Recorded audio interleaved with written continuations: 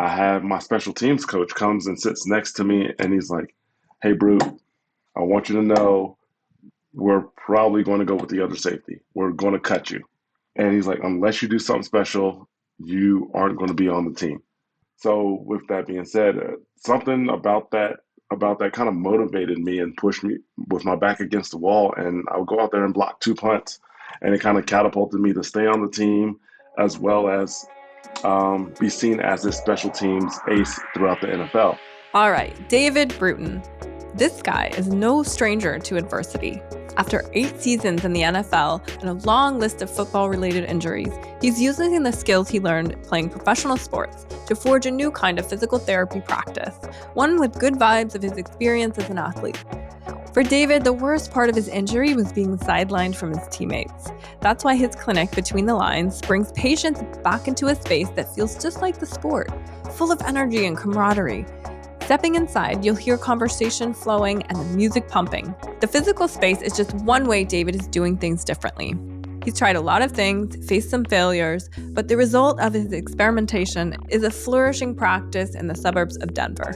We chat about all of this in today's episode, and I'm excited for you to hear it. Welcome to Radio Front Desk, a show that surfaces what real people in real clinics are doing to open, run, and grow successful health and wellness businesses. I'm your host, Denzil Ford, editor-in-chief of Front Desk magazine by Jane app. Here, we have powerful conversations with health and wellness professionals on the business side of clinic life. We hear their stories and discover what works and how to do it. And we also talk about what doesn't work. If you want to check out more stories like this, head to frontdesk.jane.app. Well, let's start off by, I'd just like to hear your story and get to know you a little bit. So I wonder if you'd tell me a little bit about yourself, your early life, your early career, and how you came here to have this conversation with me today. Kind of started playing football when I was in 7th grade. Football was never truly my first passion. I loved track, so I always dreamt of running the Olympics. Obviously, that never came to fruition. But with that being said, I was first exposed to physical therapy during my 7th grade football season. So that was my first taste of it, and pretty much fell in love with the profession ever since. So where I had multiple PTs that I still have relationships with even today throughout my time in middle school, high school, college, and professionally. Freshman year, I'm on the team, and I don't play a single snap. I'm on the bench. I don't play a single snap. So I get talked into playing football my sophomore year. I don't want to play. I'm so dejected. I don't have any desire to go out there and play and not, see any time on the field. Dealing with that adversity as a young man. And then comes sophomore year, I play. A freshman's brought up ahead of me to play. And then junior year, everything starts clicking.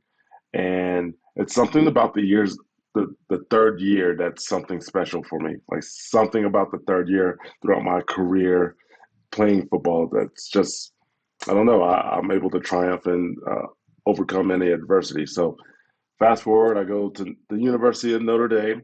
I have my oldest kid during my freshman season at Notre Dame. So I'm a pre-med major with a full-time football job, and then my oldest son is born. So let's talk about. There's a lot thrown at me, right? So yeah, that's a lot. So I'm over here seeing counselors, talking to teammates, talking to coaches. What's the best decision? Not entirely sure what's the best decision. Do I drop out and go back to Ohio, or do I stay at school? And ultimately, obviously, I stayed in school, and it worked out for the best, honestly. But again, I didn't have football professionally in my mind. I was just there to play. I was fortunate enough to get a scholarship, because if I didn't, would I have gone to Notre Dame? No. I don't even know if I would have gone to college. We weren't financially stable in that sense when I was growing up.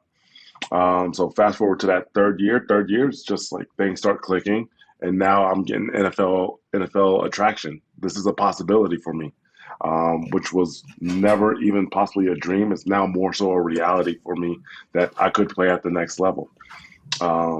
So we have my junior year, senior year. I graduated from Notre Dame with 2 degrees, political science and sociology, and a minor in Africana studies.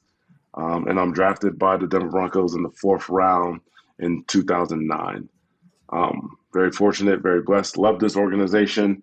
It was very much so a blessing, and that never was really a true dream of mine, and never was on the radar for me. Um, and then let's fast forward to that third year as far as adversity. So we have pregame meals, right? So you're eating your food before the game. I'm watching Phineas and Ferb and eating my food. Again, I had my son at the time. He's what, 6, 7 at the time. So that's what we did. We watched cartoons all the time. I have my special teams coach comes and sits next to me, and he's like, "Hey, Brute, I want you to know we're probably going to go with the other safety. We're going to cut you." And he's like, "Unless you do something special, you aren't going to be on the team." And this is what, 4 hours before the game, before the Wow. third preseason game of the Yeah, game. So wow. talking about some adversity and like, okay, well, how the heck am I supposed to shake that off? I pretty much got told that I'm going to get fired before I have to go out there and play. Um, so with that being said, something about that kind of motivated me and pushed me with my back against the wall, and I would go out there and block 2 punts, and it kind of catapulted me to stay on the team as well as be seen as this special teams ace throughout the NFL. One that guys had the game plan against, coaches had the game plan against, and kind of helped me have an 8-year career. Um, and throughout all that time, I saw countless PTs and kind of reinvented or reestablished my love for the profession. They are what kept, or athletic trainers, PTs, and some doctors are what kept me on the field. I Mm. have a binder about this big of like all my injuries from college and the pros that I had to overcome, had to deal with, uh, and it was through my experience on the table is what kind of drove me to, after I retired, let's go back into school. Let's do our prereqs that we didn't finish at Notre Dame. Right. And then let's do the 2.5 years of the doctoral program. So kind of that's how, in a roundabout way, that's kind of how I got here outside the traditional student way. Yeah, I love it. What I love about your story is how you say that like it wasn't like a hard intention that you were pushing for instance, since adolescence. My kids play hockey, and there's definitely an environment of like these kids at 7, 8 years old are like trying to push them, or their parents are trying to push them so hard that they have a Yeah. chance at the NHL, right? And so I love your story Hmm. because it's just like the road's almost rolling out behind you or something like that. And Hmm. um, I find that inspirational because there's so much of life where you're gonna hit a fork and you got to choose a different path. And so I think there's so much of that in your story. Absolutely. And I mean, I think that fork comes at any point in time, right? Like you could be done playing sports at high school, you can be done college, you can Yeah, be done 1 year in the league, 3 years, 8 years, 15 years. Like at some point in time, sports comes to an end. yeah, Like if totally. that's your reason, at some point in time, you have to choose. You Either the game's going to force you, or you're going to choose to get out of there. Yeah, yeah, yeah. I have a little anecdote to tell you that I just realized yesterday. So we've been prepping for this interview for a while, but I was telling somebody that I'm interviewing you, and it just hit me in the middle of the conversation. I was like, wait, the Denver Broncos were the team that my family was like obsessed with when I was a kid. They were just like so into football, and it was the Broncos. And I was like, wait, what? So That works out. yeah, that's just so funny. It was a long time ago though, but still, like I thought, wow, I can't believe I didn't realize that until yesterday. So I like to get into see if we can talk a little bit about the mentality that you have brought to this next phase of your life of like Hmm. you've mentioned a few things like one performing in the face of great adversity, and also just like the I'm imagining because I don't really know, I've never been a professional athlete, but I imagine the mental part of that is really intense. And I'm less asking you to talk about it as an athlete, but just like what is that mental space where you're really performing at as hard as you can, and how does that apply to your life today, if it does at all? yeah, I think mentally, it's what's your self motivation, um, because you're constantly under the pressure of being tired, you're never 100% healthy when you're playing, like never. And they're always looking to replace you. Like the NFL stands for not for Ah, long, yeah, right? yeah. So, and every year there's 200 plus players who are drafted to come in and essentially take your job. So there's all this pressure. So how do you manage that? How do you manage that stress? How do you separate work from home and home from work? Like you can't bring home into work, and that's going to affect your play, and vice versa. It's going to affect how you, interact with your family, or heck, just how you interact in society in general. So that mentality just comes from, I think, a lot of growth as far as experience wise, along with having great mentors. We talk about Mm, mentors in the physical therapy space or the medical space, but you also have mentors in the athletic space as well. And I was very fortunate enough to have these vets when I was drafted, and two of which are Hall of Famers, and Brian Dawkins and Champ Bailey, who taught me how to be a pro, taught me how to manage this, taught me how to study film, taught me essentially how to mm. become more irreplaceable, because I'm able to do multiple jobs. So I brought more value versus just I'm essentially just stealing money from the organization, so to speak.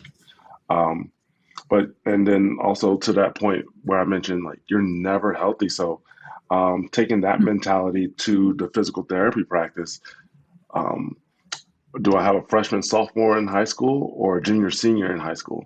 And that's going to change my treatment path. It's going to change, like, okay, freshman, sophomore, I have a lot more time. I have a more time to get them healthy versus a junior, senior who's trying to get a scholarship in to play college ball, or swim, or what have you. So Yeah. understanding, like, sometimes the protocol or the clinical practice guideline has to be thrown out the window, and that's what I experienced as a professional athlete, as a collegiate athlete, to be able to still play. Is 80% still good enough? Is Mm, 70% still good enough, right? mm. As long as there's nothing being detrimental, um, uh, to the body, to the injury, anything's not getting worse, then let's get you back onto the field, because I know this is your livelihood. Yeah. Yeah, I love that. So let's get into the environment in which you're doing that now in your clinic between the lines. If you could just introduce me to your clinic, what it's about, and like what's kind of the vibe when you step into there. Oh, so the vibe is like to work. Honestly, that's the culture we try to set forth. Like, if you like to work, you like to get better, you Mm, like to have fun. That's kind of the culture that we have here. I make it so it's kind of mimics a NFL locker room, which what I've had. Like, the music's playing. It's not just Taylor Swift radio. Good Lord, I mean, she's great, but I am not a Taylor Swift fan. Um, so I'm playing 90s and 2000s hip hop, or oh, right on. well, yeah, or, you're playing Lil Jon radio or Lil Wayne. Like, the vibe is a little different than the typical office space. So we have an office space where we can treat concussions and things of that nature, but we have a gym that is where we do most of our treatment. Where there's racks and weights and BFR and force decks and med balls, literally trying to tap into that mental space. Because when you're hurt, and this is what's for me, is like, when I was put on IR, you're essentially separated from the team. You're not in meetings. Your Mm, your treatment times mm. are different. Like, you are removed from the team to a certain extent. Yes, you still are a roster spot or whatever, but IR is like, well, it's the next man up, in that sense. So tapping And what does into that that stand mental for? space, like IR? What does that IR, acronym stand for? injured reserve, Oh, okay. injured Yeah, reserve. sorry. Thanks. No, no problem. So tapping into that space, like, because a lot of people, they go, once they get hurt, high schoolers or whatnot, they're in a training room where you're not seeing a gym, or you're going to a PT space that doesn't necessarily have weights and racks and things. So if you're in an environment that embraces, strength training and power training, things that you are used to, like, Yeah. we're positively tapping into that mental space. Like, okay, even though you're hurt, you're still an athlete. We're still going to get you there. We're still going to tap into that Ah. that psychological aspect of rehab. Oh, I love that. My follow-up question to that is, where did you get the confidence that that would work? like in a business perspective? Because I think that you have a very personal understanding of why that environment would feel good. But where did you get the confidence that that would work for a clinic, to set up your clinic like that, to play that kind of music and to really set that environment? I think I had a multitude of uh, different influences, right? So like, what does my 18-year-old son like to listen to? Like, what did he Mm, listen to during his time in high school? Kind of what are the kids listening to now? Versus, and then yeah. I had my one of my clinical experiences. It was a baseball focused clinic, and they worked out of a gym sometimes too. So just seeing that it could work in an actual gym setting, even though they weren't there all the time.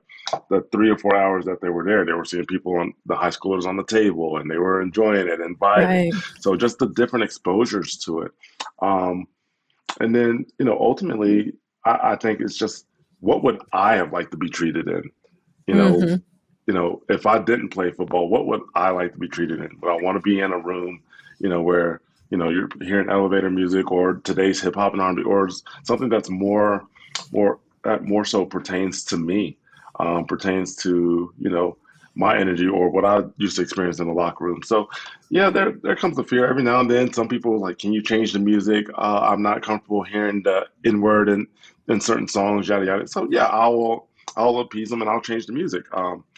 Again, am I going to go Taylor Swift radio? No, we'll go clean hip hop and R&B. Like we will make a shift. But Yeah, I love yeah, it. we just try to have a good time and have energy. And I'm always dancing even while I'm treating and singing and rapping, whatever the case may be. And just that's just the culture that I love to work in and I embrace. Yeah, I love that. I'm just thinking of my own PT environment. It's a little more clinical than that. And I'm like, oh, this would be so fun, because some of the treatments don't necessarily feel perfectly comfortable, right? And so I'm like, if Hmm. someone was like dancing, Yeah, it'd take my mind off of it a little bit. yeah, yeah. Would you talk to me about your brand and how you came up with the name Between the Lines? I have something in my head that I think it might refer to, but and just talk about how you created that. How did you create the brand overall, the name, the logo, the choices that you've made in design in your clinic and setup and all of that? Hmm.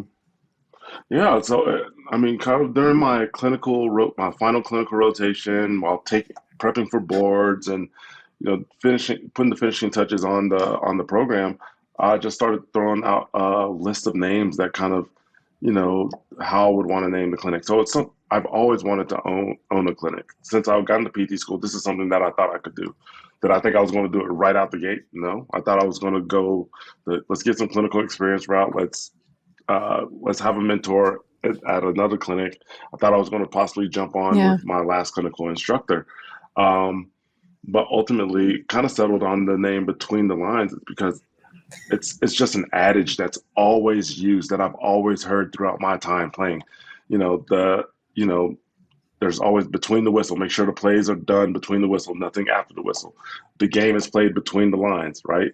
And you Right. think about every sport. What sport doesn't require lines, right? There's a start line, finish line in trail running and cycling. There's lines on track. There's lines at the bottom of the pool. There's lines in football. Like every sport Right. has some type of line somewhere. So what we're trying to do is make you better between those lines, and the work you do outside of those lines is going to translate to between those lines and how your performance is.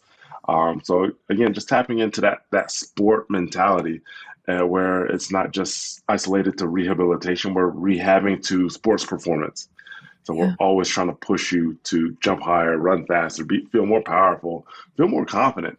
By the time Yeah. you leave rehab, I don't want you to just ACL surgery. Okay, you can walk and now you can do all your strength training yourself. Well, why the heck did you tear your ACL in the first place? What were these factors? Okay, let's strengthen the core. Let's strengthen your glutes. Let's bring in the cognitive aspect. Let's have you walk and run through a play mentally while you're still doing these exercises. Just tapping into those different aspects.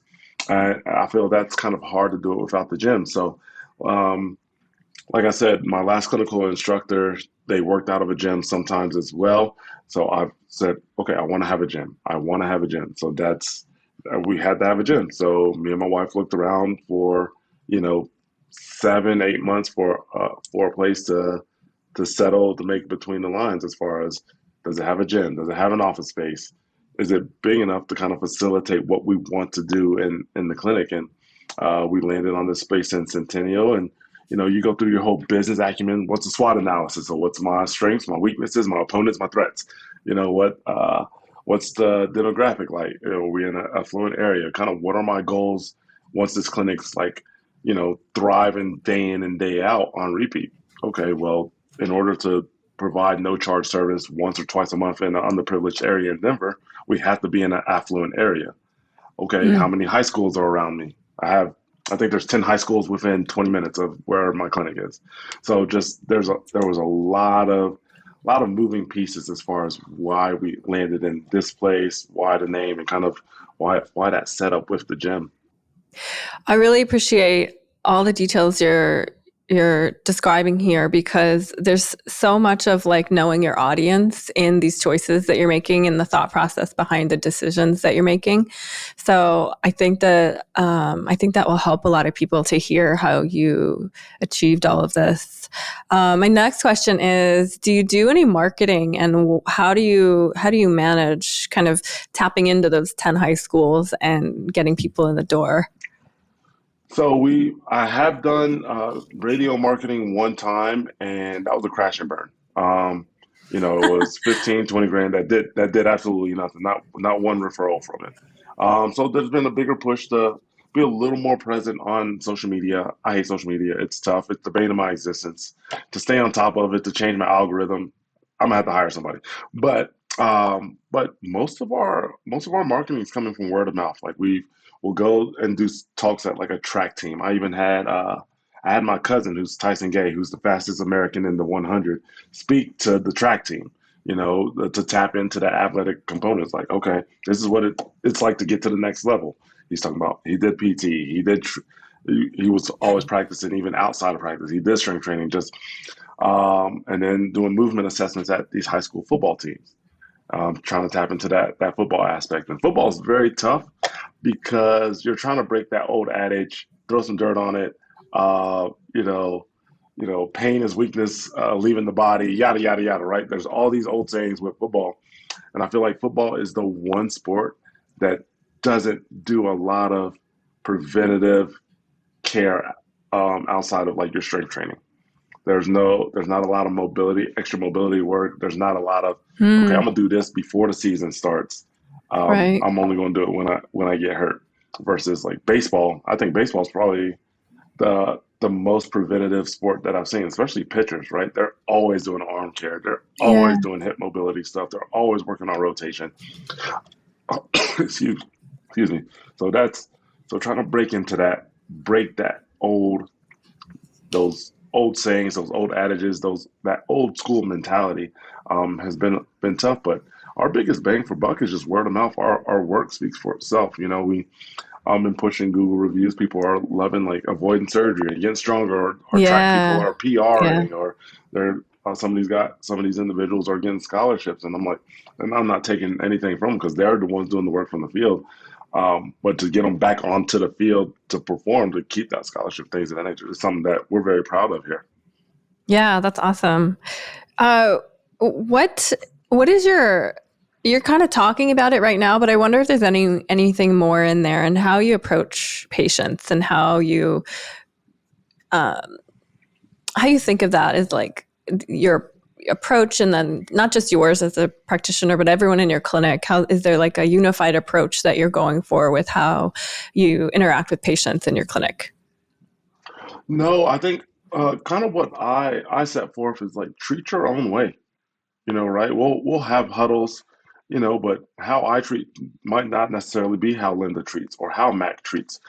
We all have different backgrounds and different upbringings, and have had different experiences, right? Like I'm more of the like I like to dance and like to sing, and like I like to shoot the crap with patients and their parents or whomever, right? Just having an actual conversation. Some might be a little more.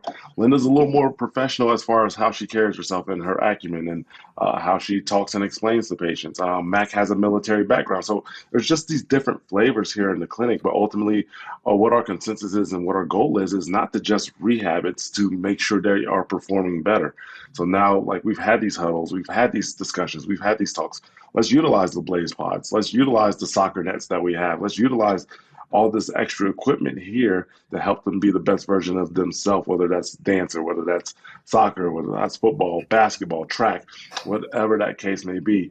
For me personally, my flavor is like kind of how I'm talking to you now, right? It's like very, I'm very chill, very laid back. I will, I'm one of those PTs where I don't avoid cussing. Like if I'm Mm. going to cuss, like it's okay. I'm not cussing at you. Like what SpongeBob SquarePants say it's sentence enhancers. So sometimes I enhance my sentence Yeah. a little bit like that. But people relate to it. I think there's even been a study like PTs who or practitioners who cuss around their patients. There's a greater relatability in that Yeah. sense. Yeah, I love that. Um, you know, yeah. So it's like I've been able to build relationships with these patients, these individuals, where I have a couple that I go golfing with. There's a couple that's I've gone cycling with. We've gone to baseball, track meets, swim meets, all this in the community. So I don't try to handcuff how they treat. Like Mm. everybody has their different experience and one size doesn't necessarily fit all, right? So Yeah. we work as a team, and if something that I do is not working, I have no problem passing the Mac or passing the Linda, and so on and so forth. But we try to keep that continuity of care as close to consistent as possible. Yeah, I love that. I love that you kind of also just letting people excel at their own way of being as a practitioner. That I think Hmm. that's Hmm. awesome. One thing, just to jump back to the business side, one thing we know that our community is struggling with is just how to actually do the nuts and bolts of their business, and also kind of getting ahead of the unknown if they were going to open their own clinic. And so I wonder if there's anything that you could identify that surprised you when you opened your clinic or the process of running it or growing it. And there's a lot of little nitty gritty details like when do you hire somebody, or what's it like to negotiate a lease, or do you sell inventory? Like, is there anything like that that popped in your mind that you were surprised by, or that didn't work and crashed and burned like radio advertising or anything like Yeah, that? yeah, yeah, yeah. No, negotiating the lease was probably the tough part, right? Because so I ran into a couple of issues. One where they would upcharge because they found out what I used to do. Um, Oh, there was a space that interesting. was similar size to here, and it was, you know, they were trying to charge an extra 1,500 after he quoted me a certain amount. Once I told him, okay, sent all my financials, yada yada yada, to prove that I can afford the lease or whatnot. Oh, actually, the price is this. So I've ran into that a couple times. Wow. And then there was the whole I haven't had a job in 5 years, so I did 2.5 years of prereqs, 2.5 years of the doctoral program. Well, I still had the financials for it, but since I didn't have a job for 5 years, it was frowned upon. So there Yeah. was a lot of fear as far as taking that chance, even though you had your collateral, you had things that could essentially, if the business failed, like it was covered. Um, so that was always the tough part, and then trying to. What the big thing is that one of the nitty gritties and nuts and bolts that you realize is like how much it costs to like make it look your way, right? So Mm. like contracting out anything. So I remember getting quotes for how to make this office space and the walls and everything like that. It was about 25, 30 grand just in the actual office space. Um, so fortunately for me, I had a buddy who he did pretty much does all his house stuff. I had another buddy who's done floor stuff. So we kind of did it all ourselves in the front Yeah. office, Wow. and it was just the supplies, and it cost us, you know, cost me $2,500 beer and pizza. Pretty much. That's what Yeah. that's all that's Yeah. that's all it costs, right? So just finding ways to save it, especially as when you're new, right? You're trying to save money because it takes a while for you to make money. Yeah. There's always some type of new overhead that you're not worried about. There's always hidden costs. Like if the toilet goes down, is that in your lease? If the HVAC goes down, is that in your lease, or is that's something you got to take care of yourself? So there's all these things that you kind of have to worry about. Make sure you're looking at that. So a big bit of advice is just make sure you have a lawyer. Make sure you have a business lawyer to look over the contract, to make sure you're not getting screwed over, to make sure like things are copacetic and this is normal, because every now and then they might try to sneak something in. Um, can your cam stay the same year in and year out, or are you getting a kickback? There's all types of things as far as a business owner that you're constantly worrying about. I still worry about things today, and I'm going on 3 years, Yeah. right? And then to your question, as far as when to hire somebody, it's difficult with a cash based clinic, right? Because you're not always it's not always 18, 20 referrals a day from insurance, right? So our Right. referrals are coming from that word of mouth. So when was I confident enough to hire somebody? I hired Linda almost a year ago, a little more than a year ago last year, and she was ready for a change. She was at a cash based clinic before, but the rates were low. She wasn't getting paid as much, so on and so forth. So what ultimately came down, what made my decision is, as a business owner, I need to hire somebody because everything that I'm bringing in is going back to the clinic, Yeah. Yeah. right? So, and as a business owner, that's not ideally what you want to do. You kind of Yeah. want, you know, some to go to the clinic, but you want to also be able to pay yourself. So essentially, I Yeah. wasn't paying myself. I was just paying the clinic to keep lights on, doors open, equipment, yada yada yada. Um, so that was kind of where that looked like. But also a big thing is like how to talk to your employees when you're a cash based clinic, because you have to build trust. You have to build trust in that community. Everybody trusts insurance. Everybody trusts their wherever they're referred to. How do you build trust, and how do you build your caseload? So it takes a few months to build your caseload at a cash based clinic, especially a Yeah. new one, right? Yeah. It's not like I had patients on deck for you, but my thing is like I try to push patients to them as much as myself when they call, or if we go to meeting, go to pop-ups or things of that nature. Okay, Mac, Linda, y'all got it. Everybody who signs up, make sure you put them on your schedule, and I'll Yeah. take a seat back, because I would love to have time to just do admin stuff, or Yeah. what else do I need to do? Okay, we're short on this, short on this. Okay, yada yada yada, so on and so forth. Or do the social media part. So there's just a lot of hidden things in business, and you'll get your bumps and bruises along the way, right? That's Yeah. Yeah. Yeah. that's kind of the flow of being a business owner. It's like you got to roll with those punches sometimes. Yeah, you've mentioned cash-based clinic a few times. Could you just talk a little bit? So our listeners are going to be somewhat based in Canada, somewhat based in the United States. But I wonder if you could just talk about your decision to be a cash-based PT clinic, and just the what you know about the insurance side of it all. How you made that decision is, I Just think that's really what I'm curious about, is how you Yeah, made that absolutely. decision. Well, I made that decision because I have kids, and seeing 18 to 20 people a day and then having to do those notes at home kind of would just negate my time as a father, right? Like my kids are in Yeah. gymnastics, swimming, Yeah. soccer, want to play golf, football. My oldest is in Ohio, so I got to fly out there, right? So there's a lot of moving pieces there. So what would give me the best opportunity to remain a dad, right? And not just be drowning in all this excessive paperwork and the insurance and having to fight for all these visits. Secondly, is what would I prefer as a patient? Would I prefer 20 minutes on the table and then I do a couple exercises here and I'm out? Or would I want the 30 minutes, 40 minutes on the table? Then we use the last 20, 30 to do exercises, strengthening, reinforce kind of what we did. Um, and then thirdly, reimbursement rates. reimbursement rates are terrible, especially out here in Colorado. I know Virginia is a lot better than here, but in Colorado, um, reimbursement I think on average is between 40 $50 for a 30-minute session, right? Yeah. And then premiums have gone up, reimbursement continues to go down.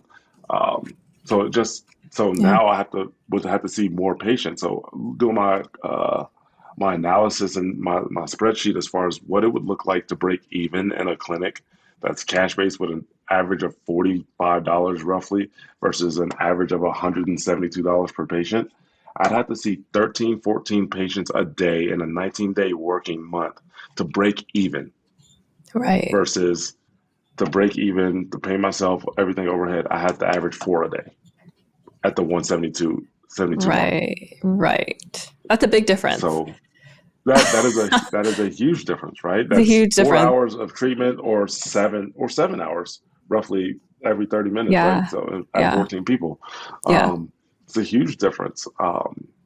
To try to find that work life balance and Yeah. then not be bombarded by notes and yeah, ultimately that's kind of that's why those are the three reasons why I decided to go to cash based route. And it's scary for a lot of people to think that, right, that go out there and not have these constant referrals coming through. Yeah, but there's so much value, and when people understand and see and experience the value of going to a cash based model, not just as a business owner, but as a patient, that's okay, cool. This is great. I'm actually getting better faster and paying less than what I would if I did the traditional route.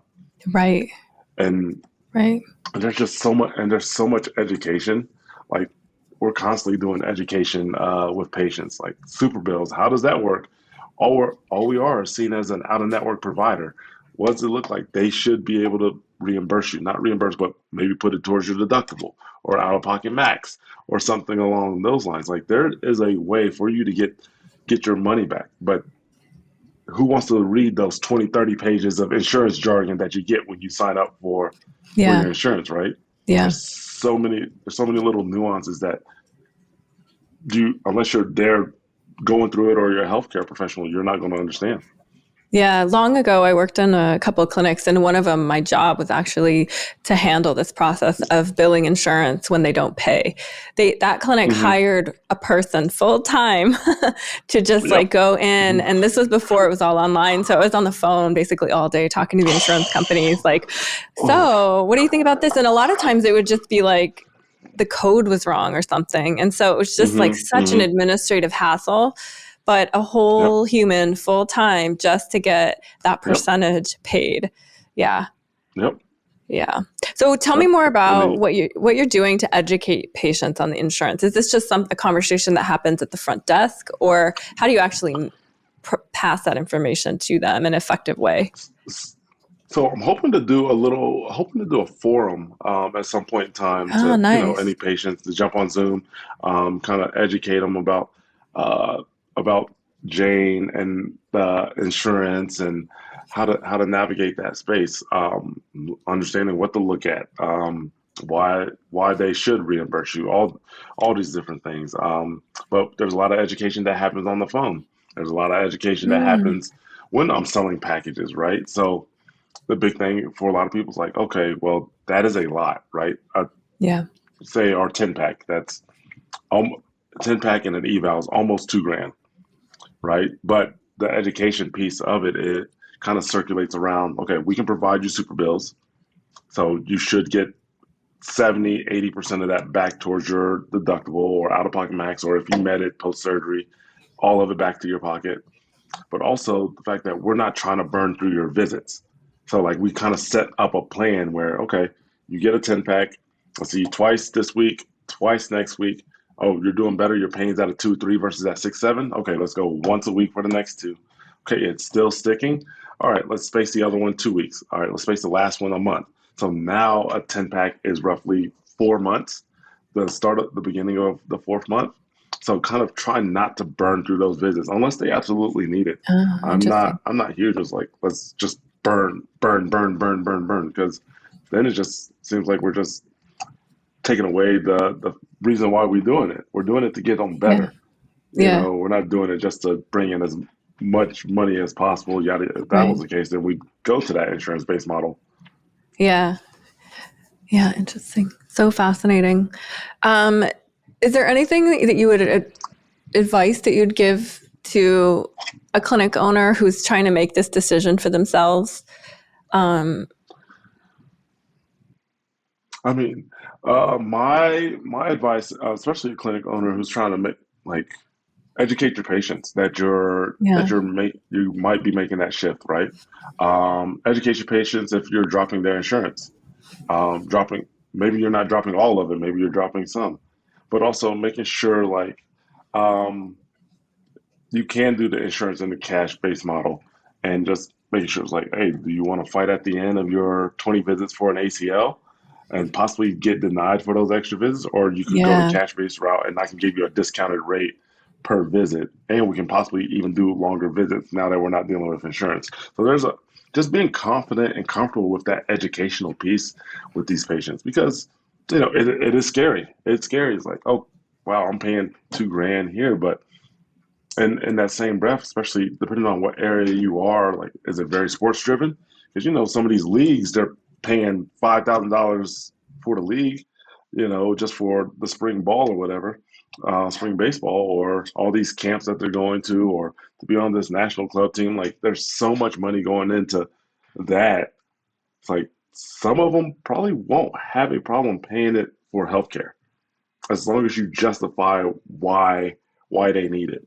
It's always Right. finding that why.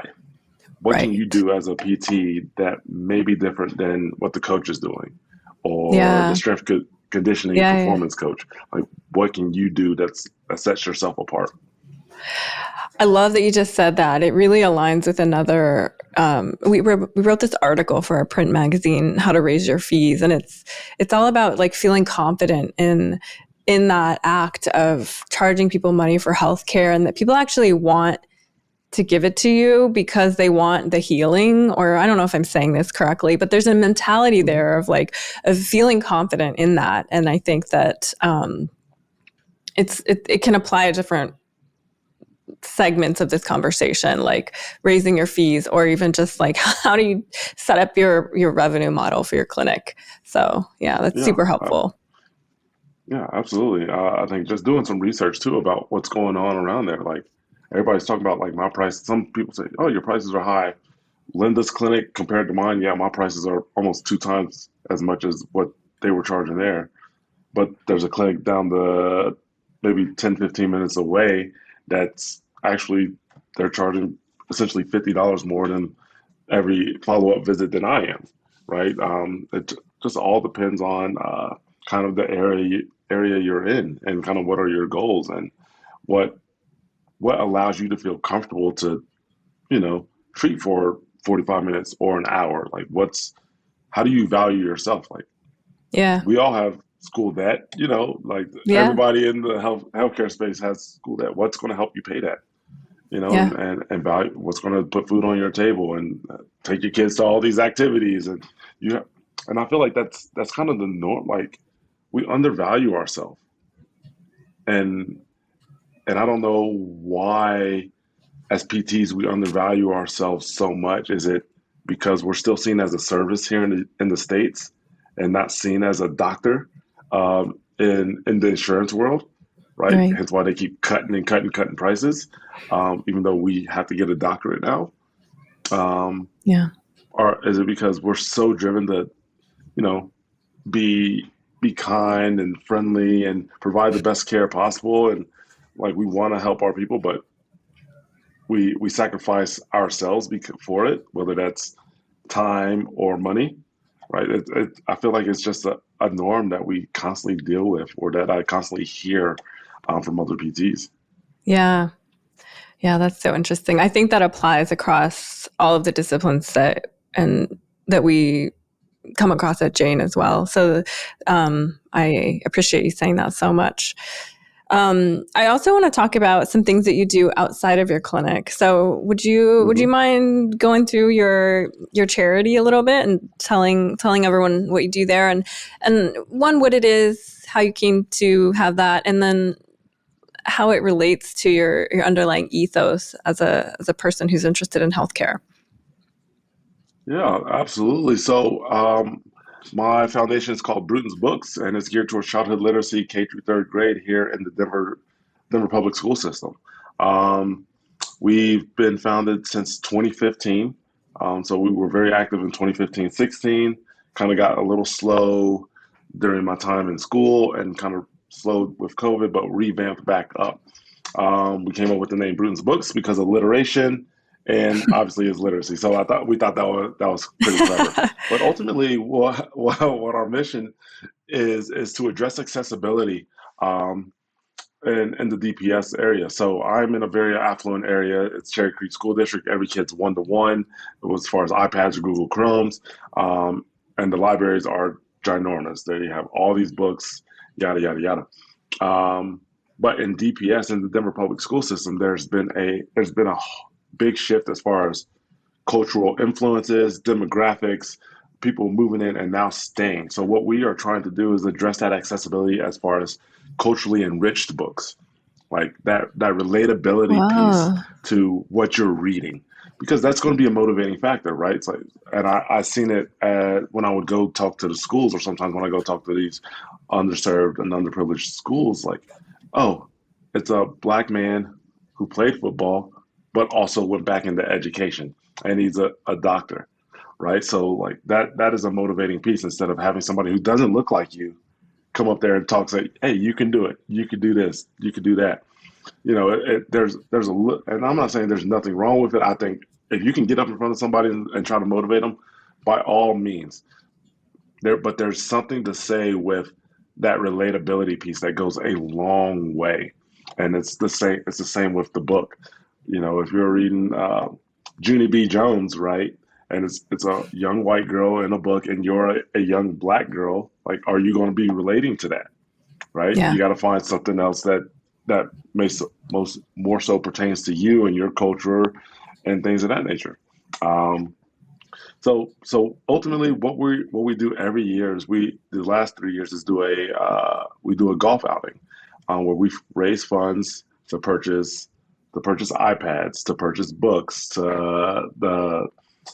and purchase 2 years of supplemental programming on these iPads, so kids can learn, as well as parents can have access to it, via their computer or something along those lines, whatever they have at home, to keep track of what their kids are doing. So DPS, I don't know how familiar you are with like our prison sizes and things like that, but based on our third grade reading levels is what our prison sizes are based off of.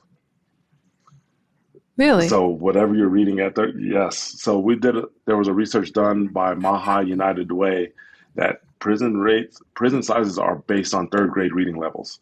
Whoa. No, I did not know that. Yeah, so that's kind of why we focused on K through third grade. So kindergarten through second, we're learning to read. Third grade is huge. Yeah. Now we're getting to the point where we read to learn. So there's definitely a shift as far as what the purpose of our education is. This one was David Bruton, and I love talking to him so much because, I mean, obviously it's fun to talk to somebody who has had a professional sports career. What I loved about it, though, was that we didn't really dwell on that too much. We're able to really get into how he's building his business and maybe how that previous life and experience informs how he approaches his clinic. That was really fun. And one of the things that I caught was how the clinic culture is really important to him. And in particular, he's trying to create this vibe of the positivity that he experienced in a professional sports locker room. And he's trying to provide that for his patients and clients now, who are athletes who are working really hard to be great at what they do. So that was really fun to hear. Another aspect of that was the almost veering into his approach to the treatment outcomes, but it was really a comment on how he puts his patients first. And I think what he was trying to say is that if you go by the book, you kind of were trying to get patients to like 100%. But in practice, especially with athletes who are pushing really hard, that the goal is really to get them good enough so they can get back out there. And I thought that was just a really fascinating part of his business model. The other piece that was, I think, really helpful to a lot of listeners out there was his choice around having a cash-based model. And for him, it allows him to have a much shorter workday, sometimes like a 4-hour workday, I think he said, which gives him so much more time, one, to focus on the business as an owner, and then also, of course, more time with his kids. So that was really cool.